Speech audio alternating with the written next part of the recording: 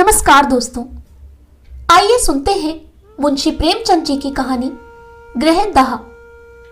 सत्य प्रकाश के जन्मोत्सव में लाला देव प्रकाश ने बहुत रुपए खर्च किए थे। उसका विद्यारंभ संस्कार भी खूब धूमधाम से किया गया। उसके हवा खाने को एक छोटी सी गाड़ी थी। शाम को नौकर उसे टहलाने ले जाता था।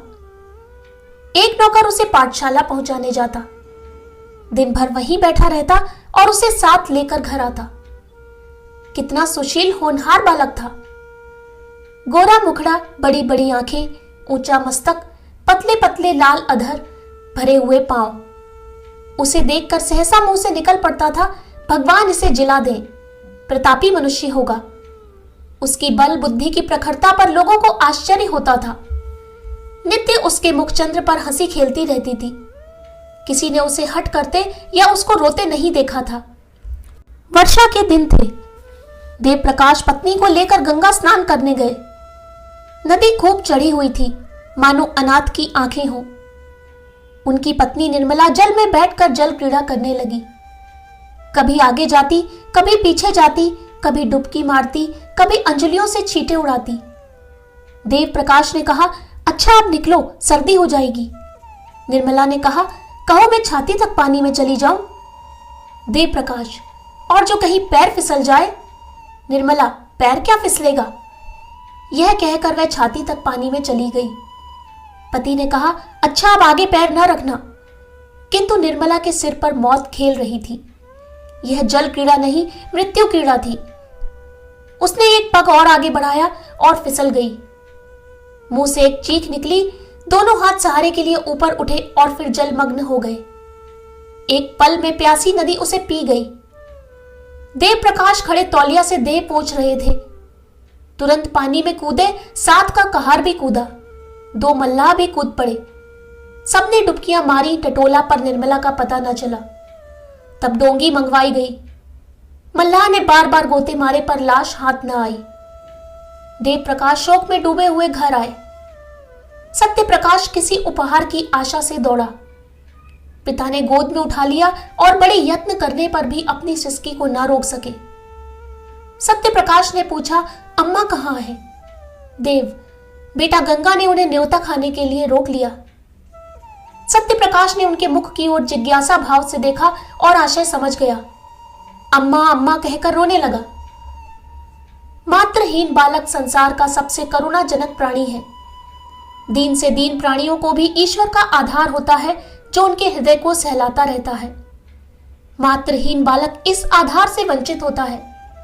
माता ही उसके जीवन का एकमात्र आधार होती है। माता के बिना वह पंखहीन पक्षी है। सत्य प्रकाश का एकांत से प्रेम हो गया। अकेला बैठा रहता। वृक्षों में उसे कुछ कुछ सहानुभूति का अज्ञात अनुभव होता था, जो घर के प्राणियों से उसे न मिलती थी। माता का प्रेम था तो सभी प्रेम करते थे। माता का प्रेम उठ गया तो सभी निष्ठुर हो गए। पिता की आंखों में भी वह प्रेम ज्योति न रही। दरिद्र को कौन भिक्षा देता है। 6 महीने बीत गए। सहसा एक दिन उसे मालूम हुआ, मेरी नई माता आने वाली है। दौड़ा पिता के पास गया और पूछा, क्या मेरी नई माता आएंगी। पिता ने कहा, हाँ बेटा, वे आकर तुम्हें प्यार करेंगी। सत्य, क्या मेरी ही मां स्वर्ग से आ जाएंगी। देव, हाँ वही माता आ जाएंगी। सत्य, मुझे उसी तरह प्यार करेंगी। देव प्रकाश इसका क्या उत्तर देते, मगर सत्य प्रकाश उस दिन से प्रसन्न मन रहने लगा। अम्मा आएंगी, मुझे गोद में लेकर प्यार करेंगी। अब मैं उन्हें कभी दिक ना करूंगा, कभी जिद ना करूंगा। उन्हें अच्छी कहानियां सुनाया करूंगा। विवाह के दिन आए। घर में तैयारियां होने लगी। सत्य प्रकाश खुशी से फूला न समाता। मेरी नई अम्मा आएंगी। बारात में भी वह गया। नए नए कपड़े मिले, पालकी पर बैठा। नानी ने अंदर बुलाया और उसे गोद में लेकर एक अशर्फी दी। वहीं उसे नई माता के दर्शन हुए। नानी ने नई माता से कहा, बेटी कैसा सुंदर बालक है, इसे प्यार करना। सत्य प्रकाश ने नई माता को देखा और मुग्ध हो गया। बच्चे भी रूप के उपासक होते हैं। एक लावण्यमयी मूर्ति आभूषण से लदी सामने खड़ी थी। उसने दोनों हाथों से उसका अंचल पकड़कर कहा, अम्मा। कितना अरुचिकर शब्द था। कितना लज्जायुक्त, कितना अप्रिय। वह ललना जो देवप्रिया नाम से संबोधित होती थी, यह उत्तरदायित्व, त्याग और क्षमा का संबोधन न सह सकी। अभी वह प्रेम और विलास का सुख स्वप्न देख रही थी, यौवन काल की मदमय वायु तरंगों में आंदोलित हो रही थी। इस शब्द ने उसके स्वप्न को भंग कर दिया। कुछ रुष्ट होकर बोली, मुझे अम्मा मत कहो। सत्यप्रकाश ने विस्मित नेत्रों से देखा। उसका बाल स्वप्न भी भंग हो गया, आंखें डबडबा गईं। नानी ने कहा, बेटी देखो, लड़के का दिल छोटा हो गया, वह क्या जाने क्या कहना चाहिए। अम्मा कह दिया तो तुम्हें कौन सी चोट लग गई। देवप्रिया ने कहा, मुझे अम्मा ना कहे। सौत का पुत्र विमाता की आंखों में क्यों इतना खटकता है, इसका निर्णय आज तक किसी मनोभाव के पंडित ने नहीं किया। हम किस गिनती में हैं? देवप्रिया जब तक गर्भिणी ना हुई, वह सत्यप्रकाश से कभी कभी बातें करती, कहानियां सुनाती, किंतु गर्भिणी होते ही उसका व्यवहार कठोर हो गया और प्रसव काल ज्यों ज्यों निकट आता था, उसकी कठोरता बढ़ती ही जाती थी। जिस दिन उसके गोद में एक चांद से बच्चे का आगमन हुआ, सत्यप्रकाश खूब उछला कूदा और सौर गृह में दौड़ा हुआ बच्चे को देखने लगा। बच्चा देवप्रिया की गोद में सो रहा था। सत्यप्रकाश ने बड़ी उत्सुकता से बच्चे को विमाता की गोद से उठाना चाहा कि सहसा देवप्रिया ने सरोज स्वर में कहा, खबरदार, इसे मत छूना, नहीं तो कान पकड़कर उखाड़ लूंगी। बालक उल्टे पांव लौट आया और कोठे की छत पर जाकर खूब रोया। कितना सुंदर बच्चा है, मैं उसे गोद में लेकर बैठता तो कैसा मजा आता। मैं उसे गिराता थोड़े ही, फिर इन्होंने क्यों मुझे झिड़क दिया। भोला बालक क्या जानता था कि इस झिड़की का कारण माता की सावधानी नहीं, कुछ और ही है। एक दिन शिशु सो रहा था, उसका नाम ज्ञान प्रकाश रखा गया था। देवप्रिया स्नानागार में थी। सत्यप्रकाश चुपके से आया और बच्चे का ओढ़ना हटाकर उसे अनुराग में नेत्रों से देखने लगा। उसका जी कितना चाहा कि उसे गोद में लेकर प्यार करूं, पर डर के मारे उसने उसे उठाया नहीं, केवल उसके कपोलों को चूमने लगा। इतने में देवप्रिया निकल आई। सत्यप्रकाश को बच्चे को चूमते देखकर आग हो गई। दूर से ही डांटा, हट जा वहां से। सत्यप्रकाश माता को दीन नेत्रों से देखता हुआ बाहर निकल गया। संध्या समय उसके पिता ने पूछा, तुम लल्ला को क्यों रुलाया करते हो? सत्य, मैं तो उसे कभी नहीं रुलाता, अम्मा खिलाने को नहीं देती। देव, झूठ बोलते हो, आज तुमने बच्चे को चुटकी काटी। सत्य, जी नहीं, मैं तो उसकी मुच्छियां ले रहा था। देव, झूठ बोलता है। सत्य, मैं झूठ नहीं बोलता। देव प्रकाश को क्रोध आ गया। लड़के को 2-3 तमाचे लगाए। पहली बार यह ताड़ना मिली और निरपराध। इसने उसके जीवन की काया पलट कर दी। उस दिन से सत्यप्रकाश के स्वभाव में एक विचित्र परिवर्तन दिखाई देने लगा। वह घर में बहुत कम आता। पिता आते तो उनसे मुंह छिपाता फिरता। कोई खाना खाने को बुलाने आता तो चोरों की भांति दुबका हुआ जाकर खा लेता। न कुछ मांगता, न कुछ बोलता। पहले अत्यंत कुशाग्र बुद्धि था। उसकी सफाई, सलीके और फुर्ती पर लोग मुग्ध हो जाते थे। अब वह पढ़ने से जी चुराता, मैले कुचैले कपड़े पहने रहता। घर में कोई प्रेम करने वाला ना था।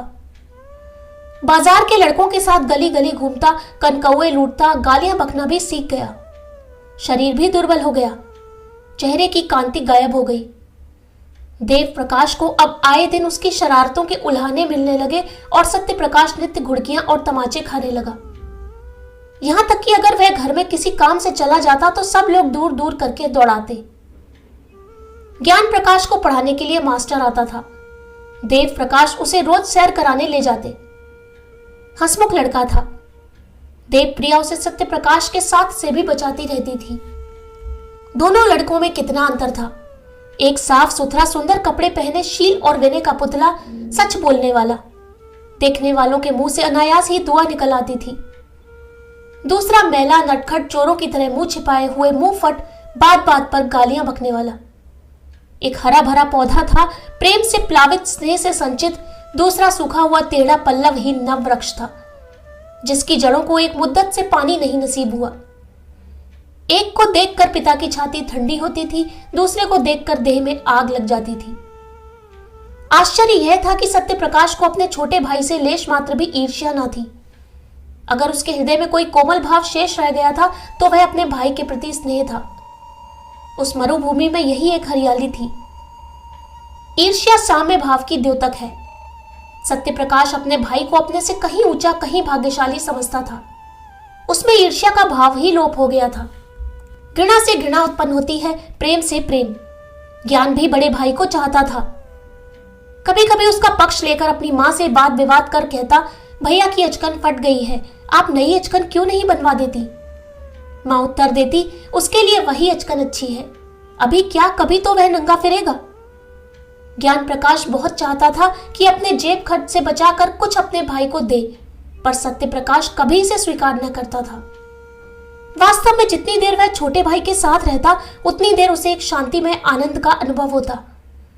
थोड़ी देर के लिए वह सद्भावों के साम्राज्य में विचरने लगता। उसके मुख से कोई भद्दी और अप्रिय बात न निकलती।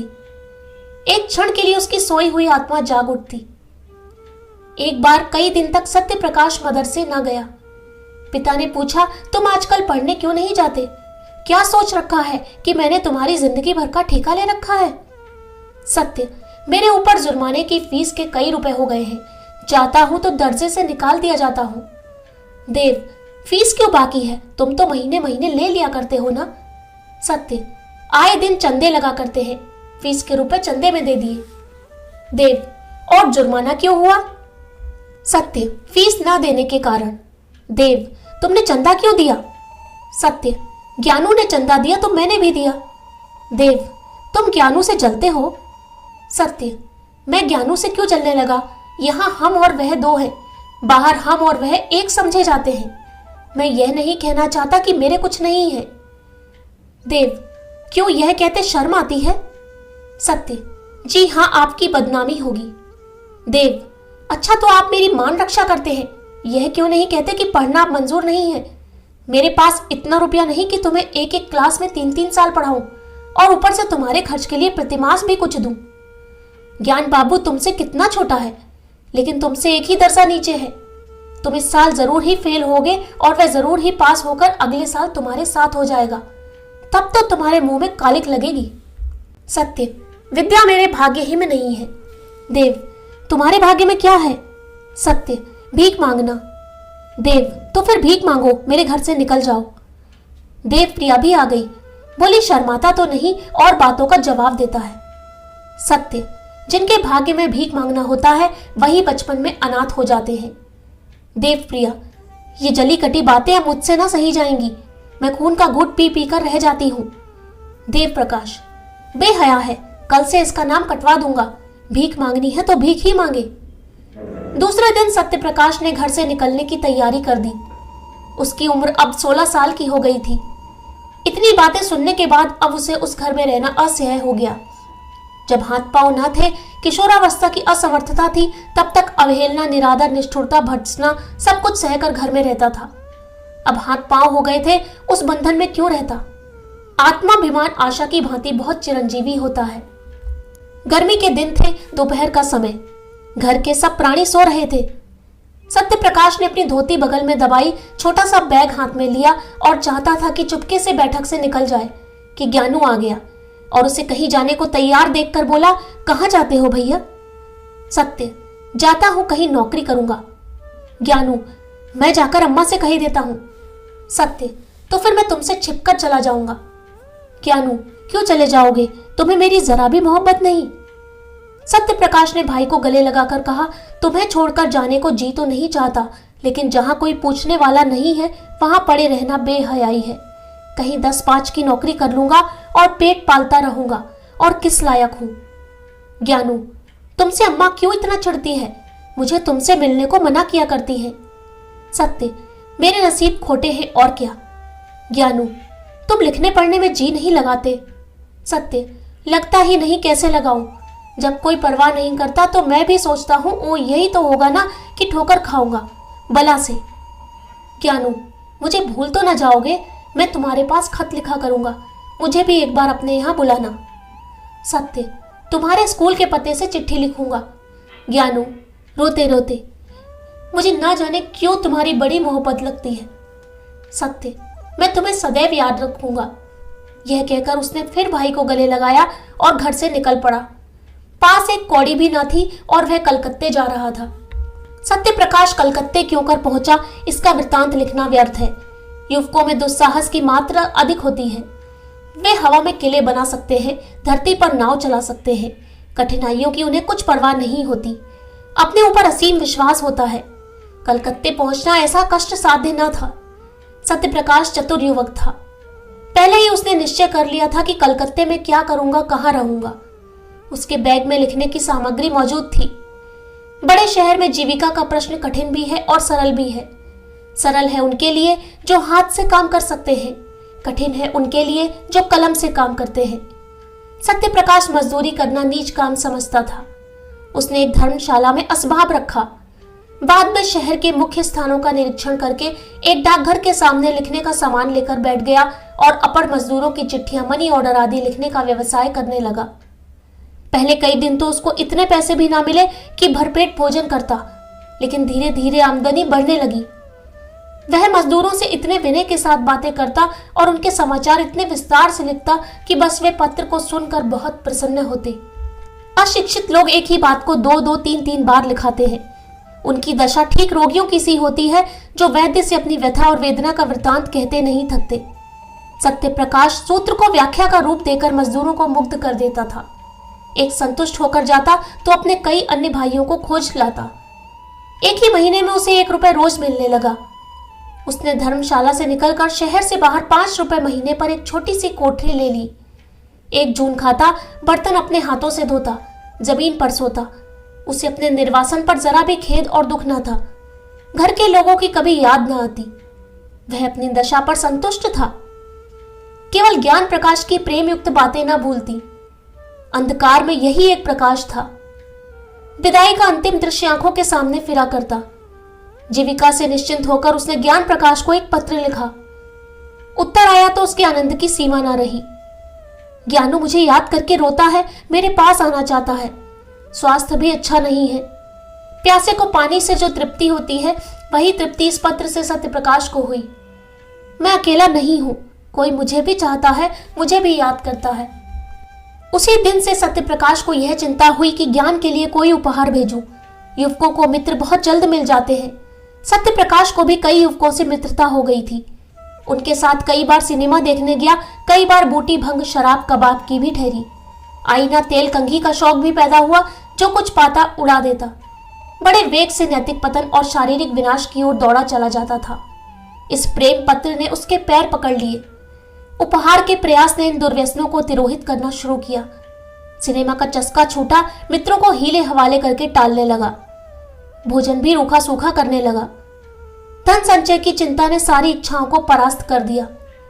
उसने निश्चय किया कि अच्छी सी घड़ी भेजूं। उसका दाम कम से कम 40 रुपए होगा। अगर 3 महीने तक 1 कौड़ी का भी अपव्यय ना करूं तो घड़ी मिल सकती है। ज्ञानू घड़ी देखकर कैसा खुश होगा। अम्मा और बाबूजी भी देखेंगे। उन्हें मालूम हो जाएगा कि मैं भूखों नहीं मर रहा हूं। किफायत की धुन में वे बहुधा दिया बत्ती भी ना करता। बड़े सवेरे काम करने चला जाता और सारे दिन 2-4 पैसे की मिठाई खाकर काम करता रहता। उसके ग्राहकों की संख्या दिन दूनी होती जाती थी। चिट्ठी पत्री के अतिरिक्त अब उसने तार लिखने का भी अभ्यास कर लिया था। 2 ही महीने में उसके पास 50 रुपए एकत्र हो गए और जब घड़ी के साथ सुनहरी चेन का पार्सल बनाकर ज्ञानू के नाम भेज दिया तो उसका चित्त इतना उत्साहित था मानो किसी निसंतान पुरुष के बालक हुआ हो। घर कितनी कोमल, पवित्र, मनोहर स्मृतियों को जागृत कर देता है। यह प्रेम का निवास स्थान है। प्रेम ने बहुत तपस्या करके यह वरदान पाया है। किशोरावस्था में घर, माता पिता, भाई बहन, सखी सहेली के प्रेम की याद दिलाता है। प्रौढ़ावस्था में गृहिणी और बाल बच्चों के प्रेम की।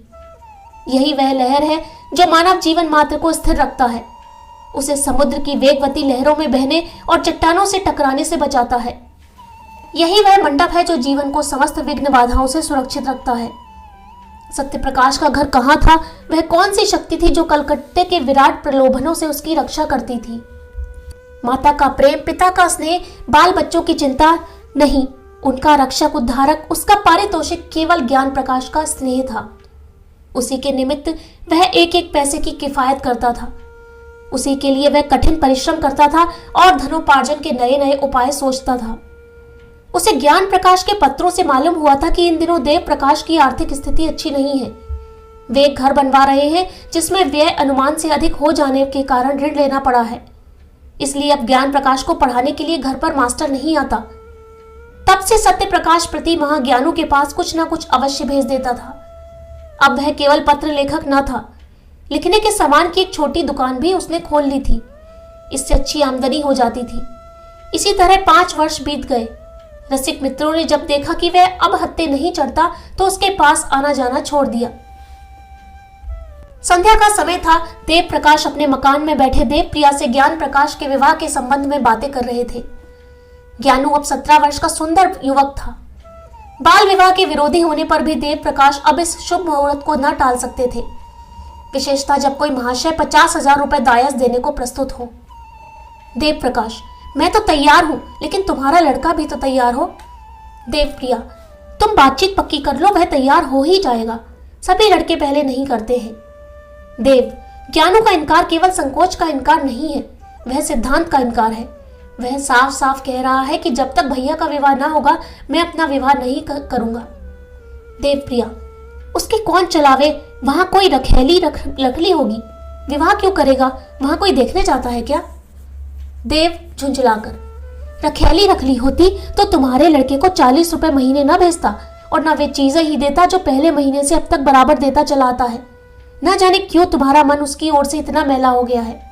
चाहे वह जान निकाल कर भी दे दे, लेकिन तुम ना पसीजोगी। देवप्रिया नाराज होकर चली गई। देव प्रकाश उससे यही कहलाना चाहते थे कि पहले सत्य प्रकाश का विवाह करना उचित है, किंतु वह कभी इस प्रसंग को आने ही न देती थी। स्वयं देव प्रकाश की यह हार्दिक इच्छा थी कि पहले बड़े लड़के का विवाह करें, पर उन्होंने भी आज तक सत्य प्रकाश को कोई पत्र न लिखा था। देवप्रिया के चले जाने के बाद उन्होंने आज पहली बार सत्य प्रकाश को पत्र लिखा। पहले इतने दिनों तक चुपचाप रहने के लिए क्षमा मांगी, तब उसे एक बार घर आने का प्रेमाग्रह किया। लिखा, अब मैं कुछ ही दिनों का मेहमान हूं। मेरी अभिलाषा है कि तुम्हारा और तुम्हारे छोटे भाई का विवाह देख लूं। मुझे बहुत दुख होगा यदि तुम मेरी विनय स्वीकार न करोगे। ज्ञान प्रकाश के असमंजस की बात भी लिखी। अंत में इस बात पर जोर दिया कि किसी और विचार से नहीं तो ज्ञानू के प्रेम के नाते ही तुम्हें इस बंधन में बंधना पड़ेगा। सत्य प्रकाश को यह पत्र मिला तो उसे बहुत खेद हुआ। मेरे भातृ स्नेह का यह परिणाम होगा कि मुझे ना मालूम था।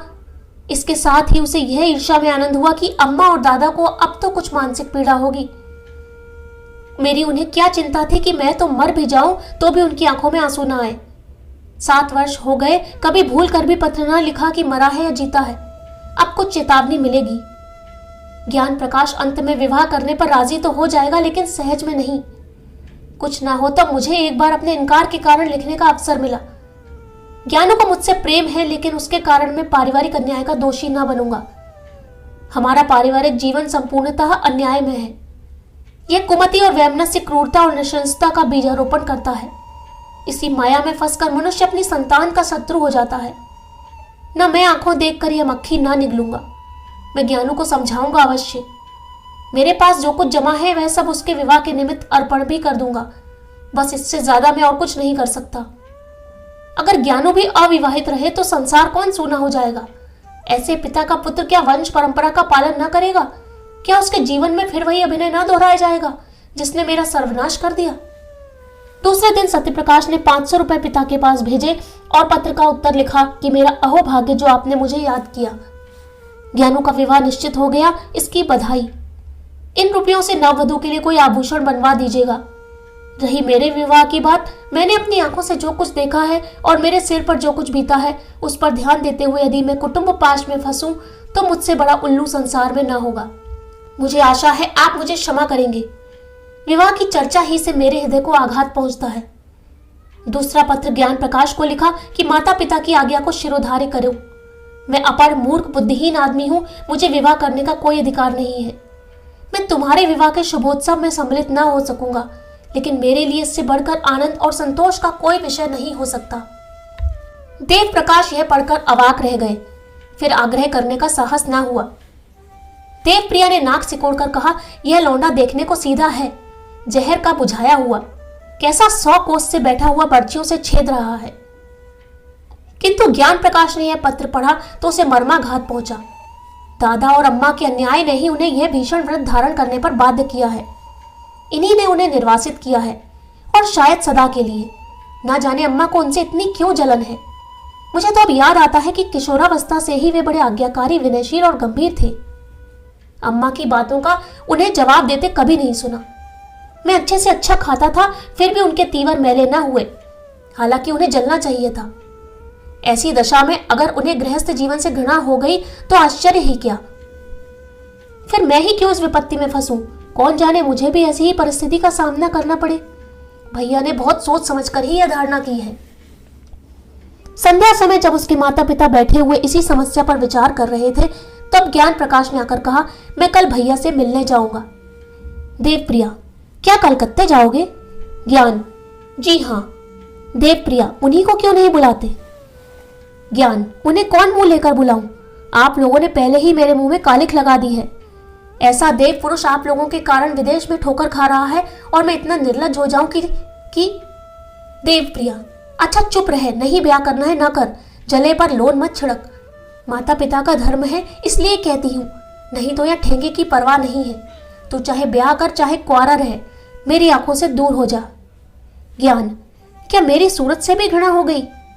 देवप्रिया, जब तू हमारे कहने ही में नहीं तो जहां चाहे रहे, हम भी समझ लेंगे कि भगवान ने लड़का ही नहीं दिया। देव, क्यों व्यर्थ में ऐसे कटु वचन बोलती हो? ज्ञान, अगर आप लोगों की यही इच्छा है तो यही होगा। देव प्रकाश ने देखा कि बात का पतंगड़ हुआ जाता है। ज्ञान प्रकाश को इशारे से टाल दिया और पत्नी के क्रोध को शांत करने की चेष्टा करने लगे, मगर देवप्रिया फूट फूट कर रो रही थी और बार बार कहती थी कि मैं इसकी सूरत नहीं देखूंगी। अंत में देव प्रकाश ने चिढ़कर कहा, तो तुम्ही ने तो कटु वचन कहकर उसे उत्तेजित कर दिया। देवप्रिया, यह सब विष उसी चांडाल ने बोया है जो यहाँ से 7 समुद्र पार बैठा मुझे मिट्टी में मिलाने का उपाय कर रहा है। मेरे बेटे को मुझसे छीनने के लिए उसने यह प्रेम का स्वांग भरा है। मैं उसकी नस नस पहचानती हूँ। उसका यह मंत्र मेरी जान लेकर छोड़ेगा, नहीं तो मेरा ज्ञानू, जिसने कभी मेरी बात का जवाब नहीं दिया, यूं मुझे ना जलाता। देव, अरे तो क्या वह विवाह ही ना करेगा? अभी गुस्से में अनाप शनाप बक गया है, जरा शांत हो जाएगा तो मैं समझाकर राजी कर दूंगा। देवप्रिया, मेरे हाथ से निकल गया। देवप्रिया की आशंका सत्य निकली। देव प्रकाश ने बेटे को बहुत समझाया, कहा तुम्हारी माता इस शोक से मर जाएंगी, किंतु कुछ असर न हुआ। उसने एक बार नहीं करके हाँ ना की। निदान पिता भी निराश होकर बैठे रहे। 3 साल तक प्रतिवर्ष विवाह के दिनों में यह प्रश्न उठता रहा, पर ज्ञान प्रकाश अपनी प्रतिज्ञा पर अटल रहा। माता पिता का रोना धोना निष्फल हुआ। हाँ, उसने माता की एक बात मान ली, वह भाई से मिलने कलकत्ता ना गया। 3 साल में घर में बड़ा परिवर्तन हो गया। देवप्रिया की 3 कन्याओं का विवाह हो गया। अब घर में उसके सिवा कोई स्त्री न थी। सोना घर उसे फाड़े खाता था। जब वह नैराश्य और क्रोध से पागल हो जाती तो सत्य प्रकाश को खूब जी भर कर कोसती, मगर दोनों भाइयों में प्रेम पत्र व्यवहार बराबर होता रहता था। देव प्रकाश के स्वभाव में एक विचित्र उदासीनता प्रकट होने लगी थी। उन्होंने पेंशन ले ली थी और प्रायः धर्म ग्रंथों का अध्ययन किया करते थे। ज्ञान प्रकाश ने भी आचार्य की उपाधि प्राप्त कर ली थी और एक विद्यालय में अध्यापक हो गए थे। देवप्रिया अब संसार में अकेली थी। देवप्रिया अपने पुत्र को गृहस्थी की ओर खींचने के लिए नित्य टोने टोटके किया करती। बिरादरी में कौन सी कन्या सुंदरी है, गुणवती है, सुशिक्षिता है, उसका बखान किया करती, पर ज्ञान प्रकाश को इन बातों के सुनने की भी फुर्सत न थी। मोहल्ले के और घरों में नित्य ही विवाह होते रहते थे। बहुएं आती थी और उनकी गोद में बच्चे खेलने लगते थे। घर गुलजार हो जाता था। कहीं विदाई होती थी, कहीं बधाइयां आती थी, कहीं गाना बजाना होता था, कहीं बाजे बजते थे। यह चहल पहल देखकर देवप्रिया का चित्त चंचल हो जाता। उसे मालूम होता, मैं ही संसार में सबसे अभागिनी हूँ। मेरे ही भाग्य में यह सुख भोगना नहीं बधा है। भगवान, ऐसा भी कोई दिन आएगा कि मैं अपनी बहू का मुख चंद्र देखूंगी, उसके बालकों को गोद में खिलाऊंगी। वह भी कोई दिन होगा कि मेरे घर में भी आनंदोत्सव के मधुर गान की ताने उठेंगी। रात दिन यही बातें सोचते सोचते देवप्रिया की दशा उन्मादिनी की सी हो गई। आप सत्य प्रकाश को कोसने लगती। वही मेरे प्राणों का घातक है। तल्लीनता उन्माद का प्रधान गुण है। तल्लीनता अत्यंत रचनाशील होती है। वह आकाश में देवताओं के विमान उड़ाने लगती है। अगर भोजन में नमक तेज हो गया तो यह शत्रु ने कोई रोड़ा रख दिया होगा। देवप्रिया को अब कभी कभी धोखा हो जाता कि सत्य प्रकाश घर में गया है, वह मुझे मारना चाहता है, ज्ञान प्रकाश को विष खिलाए देता है। एक दिन उसने सत्य प्रकाश के नाम एक पत्र लिखा और उसे जितना कोसते बना उतना कोसा। तू मेरे प्राणों का वैरी है, मेरे कुल का घातक है, हत्यारा है। वह कौन दिन आएगा कि तेरी मिट्टी उठेगी। तूने मेरे लड़के पर वशीकरण मंत्र चला दिया है। दूसरे दिन फिर ऐसा ही एक पत्र लिखा, यहाँ तक कि यह उसका नित्य का कर्म हो गया। जब तक एक चिट्ठी में सत्य प्रकाश को गालियां ना दे लेती उसे चैन ही ना आता था। इन पत्रों को वे कहारिन के हाथ डाकघर भिजवा दिया करती थी। ज्ञान प्रकाश का अध्यापक होना सत्य प्रकाश के लिए घातक हो गया। परदेश में उसे यही संतोष था कि मैं संसार में निराधार नहीं हूं। अब यह अवलंब भी जाता रहा। ज्ञान प्रकाश ने जोर देकर लिखा, अब आप मेरे हेतु कोई कष्ट ना उठाएं। मुझे अपनी गुजर करने के लिए काफी से ज्यादा मिलने लगा है। यद्यपि सत्य प्रकाश की दुकान खूब चलती थी, लेकिन कलकत्ते जैसे शहर में एक छोटे से दुकानदार का जीवन बहुत सुखी नहीं होता। 60-70 रुपए की मासिक आमदनी होती ही क्या है। अब तक जो कुछ बचाता था वह वास्तव में बचत न थी बल्कि त्याग था। एक वक्त रूखा सूखा खाकर एक तंग आर्द्र कोठरी में रहकर वह 25-30 रुपए बच रहते थे। अब दोनों वक्त भोजन करने लगा, कपड़े भी जरा साफ पहनने लगा, मगर थोड़े ही दिनों में उसके खर्च में औषधियों की एक मद बढ़ गई और फिर वही पहले की सी दशा हो गई। बरसों तक शुद्ध वायु, प्रकाश और पुष्टिकर भोजन से वंचित रहकर अच्छे से अच्छा स्वास्थ्य भी नष्ट हो जाता है। सत्य प्रकाश को भी अरुचि, मंदाग्नि आदि रोगों ने आ घेरा। कभी कभी ज्वर भी आ जाता। युवावस्था में आत्मविश्वास होता है, किसी अवलंब की परवाह नहीं होती। वयोवृद्धि दूसरों का मुंह ताकती है, आश्रय ढूंढती है। सत्य प्रकाश पहले सोता तो एक ही करवट में सवेरा हो जाता। कभी बाजार से पूरियां लेकर खा लेता, कभी मिठाइयों पर टाल लेता। पर अब रात को अच्छी तरह नींद न आती, बाजारी भोजन से घृणा होती। रात को घर आता तो थक कर चूर चूर हो जाता था। उस वक्त चूल्हा जलाना, भोजन पकाना बहुत अकरता। रात को जब किसी तरह नींद न आती तो उसका मन किसी से बातें करने को ललायत होने लगता, पर वहां निशांधकार के सिवा और कौन था। दीवालों के कान चाहे हो, मुंह नहीं होता। इधर ज्ञान प्रकाश के पत्र भी अब कम आते थे और वे भी रूखे। उनमें अब हृदय के सरल उद्गारों का लेश भी ना होता। सत्य प्रकाश अब भी वैसे ही भाव में पत्र लिखता था, पर एक अध्यापक के लिए भावुकता कब शोभा देती है। शनै शनै सत्य प्रकाश को भ्रम होने लगा कि ज्ञान प्रकाश भी मुझसे निष्ठुरता करने लगा। नहीं तो क्या मेरे पास 2-4 दिन के लिए आना असंभव था। मेरे लिए तो घर का द्वार बंद है, पर उसे कौन सी बाधा है। उस गरीब को क्या मालूम कि यहाँ ज्ञान प्रकाश ने माता से कलकत्ते ना जाने की कसम खा ली है। इस भ्रम ने उसे और भी हताश कर दिया। शहरों में मनुष्य बहुत होते हैं, पर मनुष्यता बिरले ही में होती है। सत्य प्रकाश उस बहुसंख्यक स्थान में भी अकेला था। उसके मन में अब एक नई आकांक्षा अंकुरित हुई। क्यों ना घर लौट चलूं, किसी संगिनी के प्रेम में क्यों ना शरण लूं। वह सुख और शांति और कहां मिल सकती है। मेरे जीवन के निराशा अंधकार को और कौन ज्योति आलोकित कर सकती है। वह इस आवेश को अपनी संपूर्ण विचारा शक्ति से रोकता।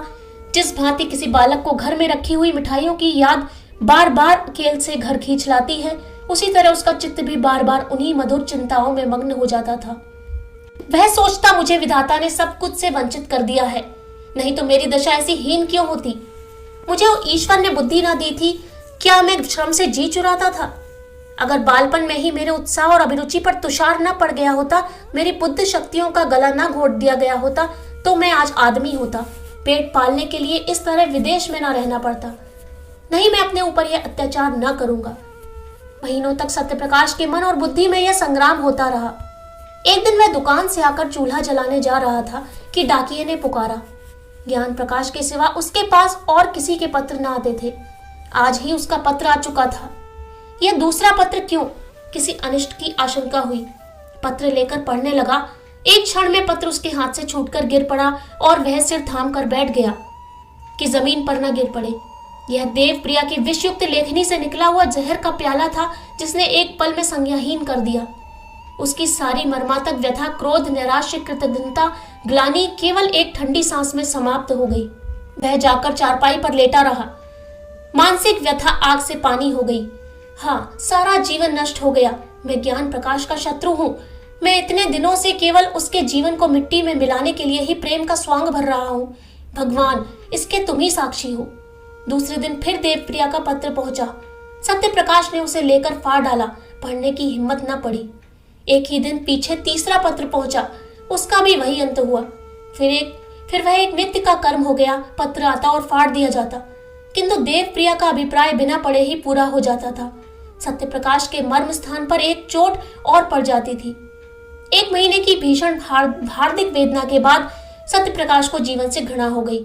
उसने दुकान बंद कर दी, बाहर आना जाना छोड़ दिया, सारे दिन खाट पर पड़ा रहता। वे दिन याद आते जब माता पुचकार कर गोद में बिठा लेती और कहती बेटा। पिता भी संध्या समय दफ्तर से आकर गोद में उठा लेते और कहते भैया। माता की सजीव मूर्ति उसके सामने आ खड़ी होती। ठीक वैसे ही जब वह गंगा स्नान करने गई थी, उसकी प्यार भरी बातें कानों में आने लगती। फिर वह दृश्य सामने आ जाता जब उसने नववधू माता को अम्मा कहकर पुकारा था। तब उसके कठोर शब्द याद आ जाते, उसके क्रोध से भरे हुए विकराल नेत्र आंखों के सामने आ जाते। उसे अब अपना सिसक सिसक कर रोना याद आता। फिर सौर ग्रह का दृश्य सामने आता। उसने कितने प्रेम से बच्चे को गोद में लेना चाहा था। तब माता के व्रज के से शब्द कानों में गूंजने लगते, हाय उसी व्रज ने मेरा सर्वनाश कर दिया। फिर ऐसी कितनी ही घटनाएं याद आती। अब बिना किसी अपराध के मां डांट बताती। पिता का निर्दय निष्ठुर व्यवहार याद आने लगता। उसकी बात बात पर त्योरियां बदलना, माता के मिथ्या अपवादों पर विश्वास करना, हाय मेरा सारा जीवन नष्ट हो गया। तब वह करवट बदल लेता और फिर वही दृश्य आंखों में फिरने लगता। फिर करवट बदलता और चिल्लाकर कहता इस जीवन का अंत क्यों नहीं हो जाता। इस भांति पड़े पड़े उसे कई दिन हो गए। संध्या हो गई थी कि सहसा उसे द्वार पर किसी के पुकारने की आवाज सुनाई पड़ी। उसने कान लगाकर सुना और चौंक पड़ा। किसी परिचित मनुष्य की आवाज थी। दौड़ा, द्वार पर आया तो देखा ज्ञान प्रकाश खड़ा है। कितना रूपवान पुरुष था। वह उसके गले से लिपट गया। ज्ञान प्रकाश ने उसके पैरों को स्पर्श किया। दोनों भाई घर में आए। अंधकार छाया हुआ था। घर की यह दशा देखकर ज्ञान प्रकाश, जो अब तक अपने कंठ के आवेग को रोके हुए था, रो पड़ा। सत्यप्रकाश ने लालटेन जलाई। घर क्या था, भूत का डेरा था। सत्यप्रकाश ने जल्दी से कुर्ता गले में डाल दिया। ज्ञान प्रकाश भाई का जर्जर शरीर, पीला मुख, बुझी हुई आंखें देखता था और रोता था। सत्यप्रकाश ने कहा मैं आजकल बीमार हूं। ज्ञान प्रकाश मैं तो देख ही रहा हूं। सत्य तुमने अपने आने की सूचना भी ना दी। मकान का पता कैसे चला? ज्ञान सूचना तो दी थी, आपको पत्र न मिला होगा। सत्य अच्छा हाँ दी होगी, पत्र दुकान में डाल गया होगा। मैं इधर कई दिनों से दुकान नहीं गया। घर पर सब कुशल है? ज्ञान माता जी का देहांत हो गया। सत्य अरे क्या बीमार थी? ज्ञान जी नहीं, मालूम नहीं क्या खा लिया, इधर उन्हें उन्माद सा हो गया था।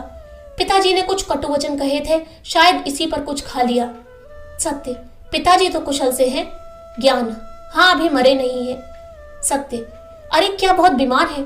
ज्ञान माता ने विष खा लिया तो वे उनका मुंह खोलकर दवा पिला रहे थे। माता जी ने जोर से उनकी 2 उंगलियां काट ली। वही विष उनके शरीर में पहुंच गया। तब से सारा शरीर सूज आया है। अस्पताल में पड़े हुए हैं, किसी को देखते हैं तो काटने दौड़ते हैं। बचने की आशा नहीं है। सत्य तब तो घर ही चौपट हो गया।